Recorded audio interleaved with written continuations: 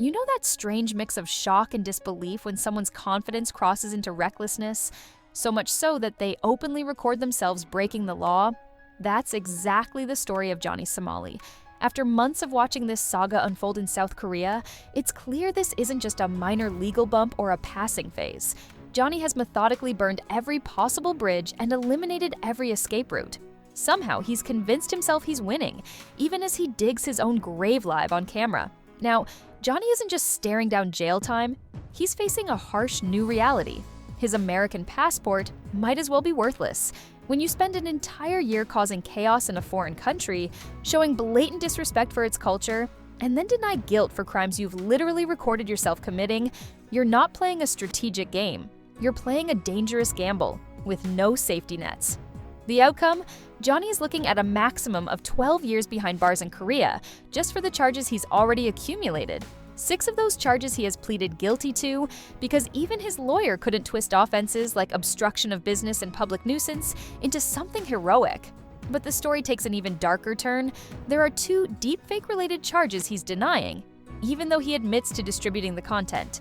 That's not a defense. That's a sign of someone disconnected from reality, even armed with legal counsel. You can almost picture his lawyer shaking their head, watching Johnny turn what could have been a manageable sentence into a spectacular example of self-sabotage. And the kicker? If he decides to appeal, he'll be doing it from inside a Korean jail cell. There's no magic escape. What do you think drives someone to make choices that seem so self-destructive? Is it arrogance, desperation, or something else entirely? How far can confidence go before it becomes its own downfall?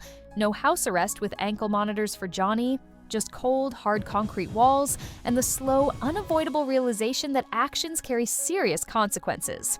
While some headlines have thrown around the possibility of a 46-year sentence, the solid evidence points toward a maximum of 12 years. Sure, many hope for a harsher penalty, but honestly, it's hard to imagine Johnny lasting that long behind bars. He even admitted as much himself. What really adds fuel to the fire, though, is the lineup of witnesses preparing to testify against him. This roster reads like a highlight reel of Johnny's worst moves. First, there are Bong Bong and Youngmin, the victims of his deepfake scandal. But here's the real twist. Dalgoon is testifying too.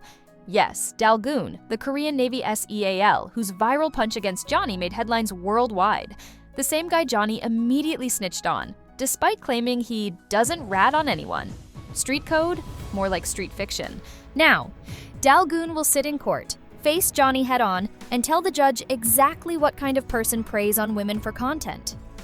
Unlike Johnny's usual victims, Dalgoon isn't intimidated by some influencer with a persecution complex.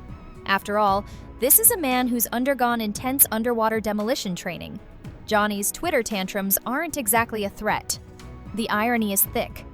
Johnny built his brand around being untouchable, claiming he could do whatever he wanted without consequences. He bragged about traveling to Japan with no issues, conveniently ignoring the fact he was chased out by Yakuza members and had to flee to Thailand. Then he showed up in South Korea, thinking his American passport granted him diplomatic immunity. What do you think it says about someone who believes they're above the rules, even when the evidence stacks up against them? Can a reputation built on arrogance survive the weight of real consequences? Yeah. It really wasn't a good look. Within hours of arriving, Johnny was already harassing locals, jumping on stages uninvited, and blasting North Korean propaganda on public transport, as if auditioning for a one-way ticket straight to prison. His confidence was through the roof, but any hint of self-awareness was nowhere to be found. And speaking of North Korean propaganda, it's worth remembering that Johnny literally streamed himself committing acts that could be seen as national security violations in a country still technically at war with North Korea, all while being investigated for other crimes. In other words, his survival instincts are about as sharp as a turkey on Thanksgiving. He knew the laws, his own streams prove he researched what was legal, but then he went out of his way to break those laws while filming himself doing it. This wasn't content creation. It was a live tutorial for prosecutors on how to build a case against you. But what really seals Johnny's fate is his total inability to read the room or show any genuine remorse. When he had his first court appearance, it was a golden chance to apologize, show humility, and maybe earn some leniency from the judge. Instead, he showed up over an hour late, allegedly intoxicated, and told the judge to suck his, well, you get the idea. Seriously, who thinks that's a winning legal strategy?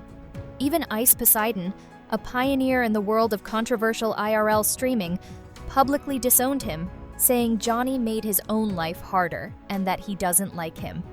So, when the guy who helped create that whole scene thinks you've gone too far, you know you're deep in career self-destruction territory. And as if his legal troubles weren't enough, Johnny's financial situation looks just as bleak. How much longer do you think someone can keep digging their own hole before there's no way out? What do you think it takes to finally step back and face the consequences with honesty? Johnny has now been stuck in Korea for over a year, burning through whatever money he had left as his income streams dried up faster than his fading credibility. At this point, he's resorted to borrowing money just to pay for a lawyer to defend charges he openly filmed himself committing. It's like paying someone to explain why water is wet while you're already drowning. Meanwhile, the Korean justice system is methodically building an airtight case against him. Each court date seems to bring new charges because Johnny simply can't stop incriminating himself. It's almost impressive, in the worst way possible. Instead, he doubled down on every bad decision and somehow convinced himself he was the victim. The cognitive dissonance is staggering. Perhaps the most telling sign that Johnny's never coming home is his recent behavior in court. He's finally starting to look defeated, showing up in proper attire instead of treating court like contempt. But it's too little, too late. The damage is done, the witnesses are ready to testify, and the evidence is overwhelming.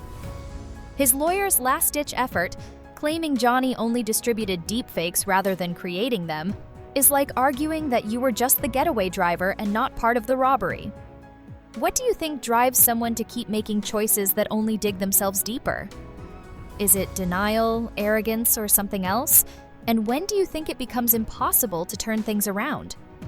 So when people wonder if Johnny Somali will ever come home, the answer isn't just, probably not. It's also, why would he want to? He's burned every bridge, alienated every ally, and turned his name into a cautionary tale. Even if he serves his full sentence and gets deported, he'll be returning to a country where his legacy is that of an American humbled by the Korean justice system, and crying about it online. That's not a triumphant homecoming. That's a permanent reminder of how spectacularly someone can destroy their own life for content nobody even wanted to watch.